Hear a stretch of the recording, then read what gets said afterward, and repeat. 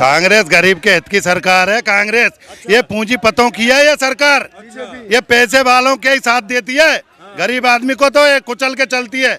बहुत हुई महंगाई की मार अब की बार मोदी सरकार। नमस्कार साथियों, साल 2024 में होने वाले लोकसभा के चुनावों को लेकर के सियासी हलचल इन दिनों देश में काफी गर्म नजर आ रही है। पीएम मोदी को चुनौती देने के लिए विपक्ष इन दिनों महागठबंधन की तैयारी कर रहा है, तो दूसरी तरफ राहुल गांधी की भारत जोड़ो यात्रा के बाद में कांग्रेस पार्टी की कई राज्यों में पकड़ भी मजबूत बताई जा रही है। ऐसे में 2024 के लोकसभा के चुनाव में किस पार्टी को ज्यादा सीटें मिलेगी, इसको लेकर के मैट्राइज ने अपना ओपिनियन पोल जारी कर दिया है, जिसके जो नतीजे सामने आ रहे हैं बेहद ही चौंका देने वाले हैं। तो साथियों, देश के तमाम राज्यों का ओपिनियन पोल आप लोगों के सामने रखेंगे, तो आप बने रहे वीडियो के एंड तक। साल 2024 में होने वाले लोकसभा के चुनावों को लेकर सियासी हलचल इन दिनों देश में काफी तेज हो चुकी है। सत्ताधारी भारतीय जनता पार्टी को 2024 के चुनाव में कड़ी टक्कर देने के लिए विपक्षी पार्टियों ने अपनी कमर कसनी शुरू कर दी है। ऐसे में सियासी गलियारों से लेकर के आम जनता के बीच में तमाम सवाल उठ रहे हैं कि आखिर 2024 के चुनाव में बाजी किसके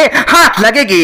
इसी बीच जनता के मूड को लेकर के जो संकेत लगातार ओपिनियन पोल के आंकड़ों में जारी हो रहे हैं। ताजा ओपिनियन पोल के जो आंकड़े सामने आ रहे हैं, इस सर्वे में बताया गया है कि 2024 के चुनाव में प्रधानमंत्री नरेंद्र मोदी को विपक्ष का कौन सा नेता बड़ा चैलेंज देने वाला है। तो पूरी तस्वीर इस वीडियो के माध्यम से साफ हो जाने वाली है, तो आप बने रहे वीडियो के एंड तक। ऐसा माना जा रहा है कि प्रधानमंत्री पद की कुर्सी पर बैठने का रास्ता उत्तर प्रदेश से निकलता है, क्योंकि जिसने उत्तर प्रदेश की जीत फतेह कर ली उसकी राह दिल्ली के लिए आसान हो जाती है। क्यों ना हो, क्योंकि उत्तर प्रदेश में लोकसभा की सबसे ज्यादा 80 सीटें हैं और भारतीय जनता पार्टी ने पिछले दो चुनाव यानी 2014 और 2018 में यहां पर शानदार प्रदर्शन किया, और इसके चलते हुए प्रधानमंत्री नरेंद्र मोदी को प्रधानमंत्री बनने की राह आसान यूपी से हो चुकी थी। हम आपको बता देते हैं कि यूपी में समाजवादी पार्टी की सबसे बड़ी विपक्षी पार्टी है, जिसके मुखिया अखिलेश यादव है। अब लोगों के मन में यह सवाल आना भी लाजमी है, क्योंकि अखिलेश यादव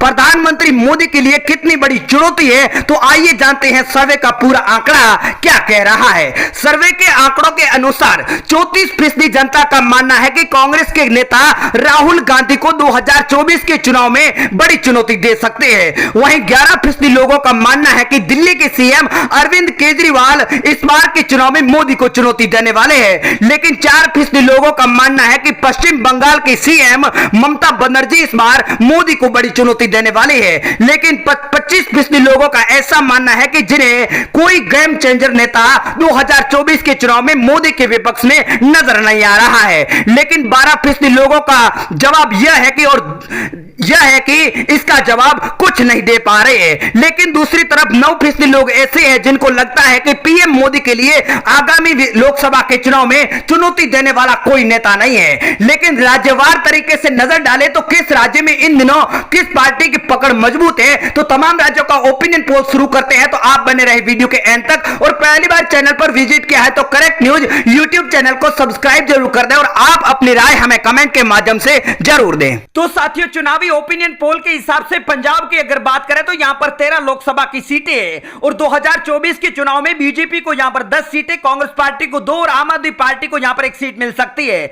बात अगर पश्चिमी बंगाल की करें तो यहां पर 42 लोकसभा की सीटें हैं। 2024 के चुनाव में यहां पर बीजेपी को 21, कांग्रेस पार्टी को 2, टीएमसी को 19 सीटें दी जा रही है। बात अगर जम्मू कश्मीर की करें तो यहां पर 6 सीटों में से ओपिनियन पोल का आंकड़ा बीजेपी को 4 सीटें दी जा रही है और कांग्रेस पार्टी को 2 सीटें मिलती हुई बताई जा रही है। अगला राज्य हमारे सामने आ चुका तेलंगाना, जहां पर 17 सीटें हैं। यहां पर 2024 के चुनाव में बीजेपी को 5, कांग्रेस पार्टी को 3, एआईएमआईएम को 3 और टीआरएस के खाते में यहां पर 6 सीटें जा सकती है। बात अगर उत्तराखंड की करें तो यहां पर 5 लोकसभा की सीटें हैं, और 2024 के चुनाव में यहां पर Bharatiya Janata party clean sweep करते हुई बताई जा रही है। अगला राज्य हमारे सामने हरियाणा आ चुका है, जहां पर 10 लोकसभा की सीटें हैं, और यहां पर भी Bharatiya Janata party clean sweep कर सकती है। 10 सीटों पर ही बीजेपी का कमल खिलता हुआ बताया जा रहा है। ओपिनियन पोल के हिसाब से अगर केरल की बात करें तो यहां पर 20 लोकसभा की सीटें हैं 20 में से बीजेपी को यहां पर मात्र 2 सीटें और कांग्रेस पार्टी को यहां पर भारी बहुमत यानी 17 सीटें मिल सकती है।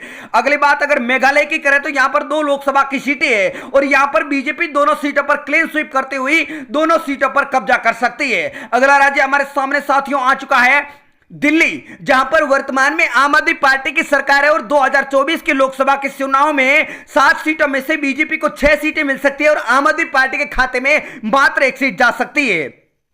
अरुणाचल प्रदेश की बात करें तो यहां पर 2 लोकसभा की सीटें हैं और इस बार दोनों सीटों पर भारतीय जनता पार्टी का कब्जा होता हुआ बताया जा रहा है। ओपिनियन पोल के हिसाब से अगर छत्तीसगढ़ की बात करें तो यहां पर 11 लोकसभा की सीटों में से भारतीय जनता पार्टी को 10 सीटों पर जीत मिलती हुई बताई जा रही है, तो कांग्रेस पार्टी को मात्र 1 सीट दी जा रही है। गुजरात की 26 सीटों की बात करें तो यहां पर बीजेपी को प्रचंड जीत मिल रही है। 26 सीटों पर बीजेपी क्लीन स्वीप कर सकती है और अदर पार्टी के खाते में यहां पर एक भी सीट नहीं दी जा रही है। बात अगर मिजोरम की करें तो यहां पर ओपिनियन पोल के हिसाब से 1 सीट पर बीजेपी का कब्जा हो सकता है और अदर पार्टी को यहां पर एक भी सीट नहीं मिलती हुई बताई जा रही है। अगली बात कर लेते हैं महाराष्ट्र की, जहां पर 48 लोकसभा की सीटें हैं। यहां पर बीजेपी को 29 सीटें मिल सकती है, शिवसेना को 9 और एनसीपी के खाते में 10 सीटें मिलती हुई बताई जा रही है। हिमाचल की बात करें तो यहां पर 4 लोकसभा की सीटों पर चारों पर बीजेपी क्लीन स्वीप कर सकती है। चारों सीटों पर भारतीय जनता पार्टी का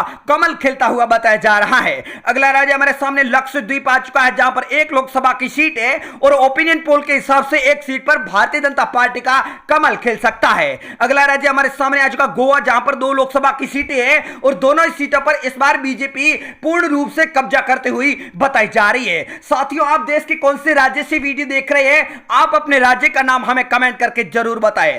त्रिपुरा की बात करें तो यहां पर 2 लोकसभा की सीटें हैं और इस बार के चुनाव में दोनों सीटों पर भारतीय जनता पार्टी का कब्जा हो सकता है। अगली बात अगर असम की करें तो यहां पर 14 लोकसभा की सीटें हैं और ओपिनियन पोल के हिसाब से 2024 के चुनाव में बीजेपी को 10, कांग्रेस पार्टी को 2, एआईयूडीएफ को 1 सीट मिलती हुई बताई जा रही है। बात अगर ओडिशा की करें तो यहां पर 21 लोकसभा की सीटों में से ओपिनियन पोल बीजेपी को 10 सीटें, बीजेडी को 11 सीटें मिलती हुई बताई जा रही है। मणिपुर की 2 लोकसभा की सीटों में से 1 सीट पर भारतीय जनता पार्टी तो दूसरी सीट पर एनपीपी के खाते में जाती हुई बताई जा रही है। अगला राज्य हमारे सामने आंध्र प्रदेश है, जहां पर 25 लोकसभा की सीटों में से बीजेपी को 1, कांग्रेस पार्टी को 13, वाईएसआर को 9 सीटें तो टीडीपी के खाते में यहां पर 2 सीटें जा रही है। तमिलनाडु की 39 सीटों में से बीजेपी को 29, कांग्रेस पार्टी को 5, डीएमके को 2 और एआईएडीएमके को 3 सीटें जा सकती है। बात अगर कर्नाटक की करें तो यहां पर 28 लोकसभा की सीटों में से बीजेपी को 18 सीटें मिल सकती है, कांग्रेस पार्टी को यहां पर 7 सीटें जा सकती है। बात अगर चंडीगढ़ की करें तो यहां पर 1 लोकसभा की सीट है, यहां पर 1 सीट बीजेपी के खाते में जा सकती है। ओपिनियन पोल के हिसाब से अगला राज्य हमारे सामने एमपी है, जहां पर 29 लोकसभा की सीटों में से बीजेपी को 25, कांग्रेस को 1, बीएसपी को 2 सीटें जा सकती है। अगला राज्य हमारे सामने आ चुका साथियों झारखंड, जहां पर 14 लोकसभा की सीटें है और इस बार के चुनाव में ओपिनियन पोल 14 सीटें बीजेपी के खाते में जाती हुई बता